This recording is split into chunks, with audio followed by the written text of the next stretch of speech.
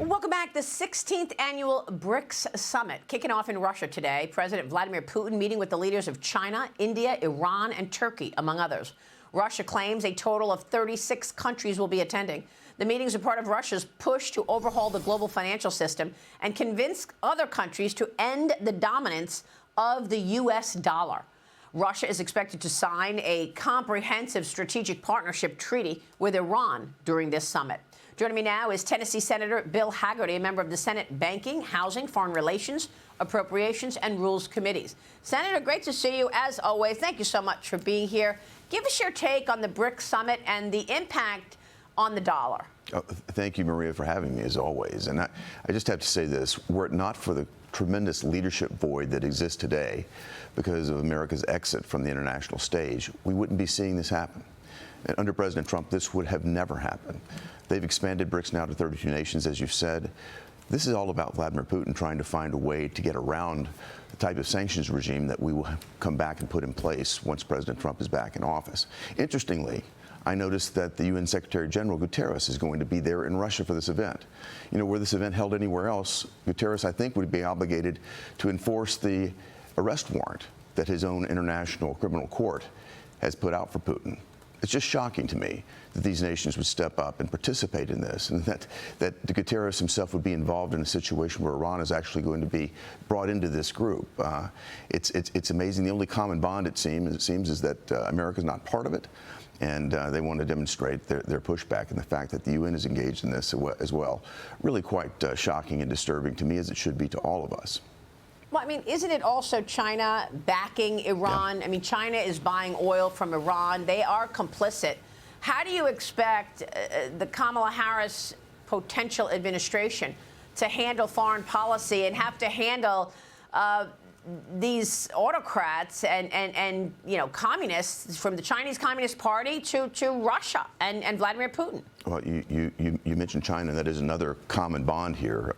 China's economic ties and leverage over these countries with the BRICS and Road Initiative, and the fact that they're buying oil from Iran and from Russia. That is another common bond that these guys share. But if you think about how the Harris administration would respond, look no further than what they did with the spy balloon that they allowed to fly over the entirety of the United States of America. Yeah. And then send 4 cabinet members over to kowtow just to beg them to come to San Francisco for a meeting. I'm very concerned. Americans should be deeply concerned what would happen, and should Kamala Harris be put in a position to stand up to Xi. I've been with President Trump when he's met with Xi. Xi respects Trump.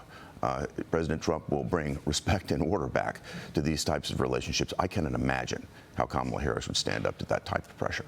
Look, I want to get your take on a former Obama Attorney General.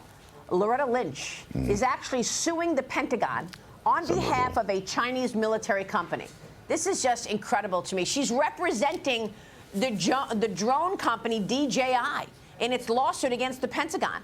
This suit challenges the Department of Defense's decision to designate DJI as a Chinese military company, which imposes severe restrictions. New York Congresswoman Elise Stefanik is accusing Lynch of turning her back on her nation and selling out to China. Stefanik also says DJI's lawsuit is an attempt to distract from the Uyghur slave labor concern, Senator. I mean, this is pretty incredible. You have a former Attorney General of the Obama administration leaving office and then going and making money working for the Chinese Communist Party, Senator. I mean, and not only that, but I have a major problem with the U.S. Defense Department, or the Pentagon, the U.S. in general, buying drones from a Chinese drone maker, DJI. Yeah, this is exactly why President Trump has said we must drain the swamp. This is just another example of the revolving door.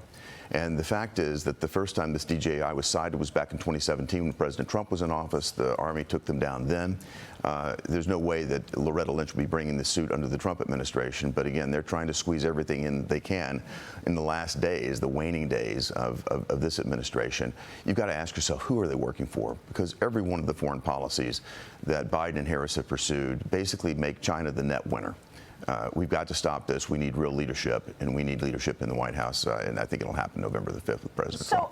So let me just understand this. The DOD puts DJI on its Section 1260H entity list of Chinese military companies. Yeah. And then you have Loretta Lynch defending DJI. If we're buying drones from a Chinese company, does that mean, Senator, that everything those drones see, China can see? Yeah, ever since 2018, that's been the case because that's what the Chinese national security law says. Chinese companies that collect data anywhere in the world need to and have to expose that data to the Chinese intelligence services when asked. So of course that's what it means. That's the vulnerability that was seen back in the Trump administration. That seems to be something that Loretta Lynch wants to undo and make these Chinese companies have access to the most sensitive data that our U.S. military would pick up. It's unconscionable that she would do this. It's unbelievable that we are buying drones from a Chinese drone maker, and that enables China to see everything that we see on those drones. I mean, indeed.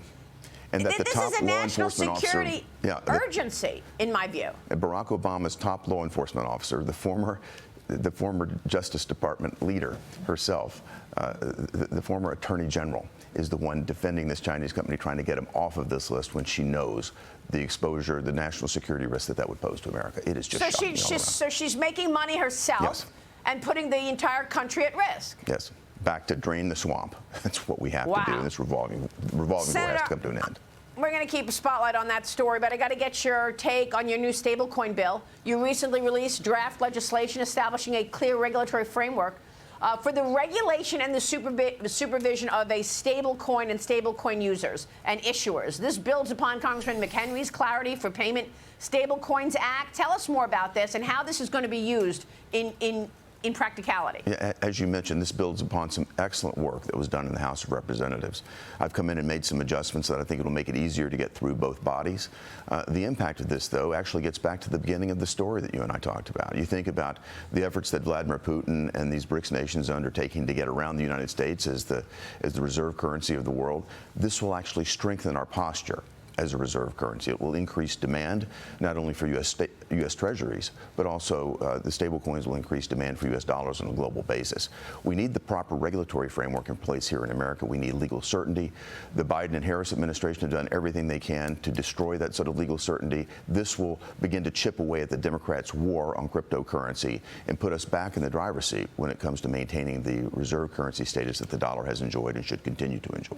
Yeah, and do you think we would see this kind of legislation from the current Securities and Exchange Commission chairman, or is this making Absolutely the assumption not. There's a new SEC chairman? That the assumption is very clear that this legislation will move it through, and this will be ripe for a new administration.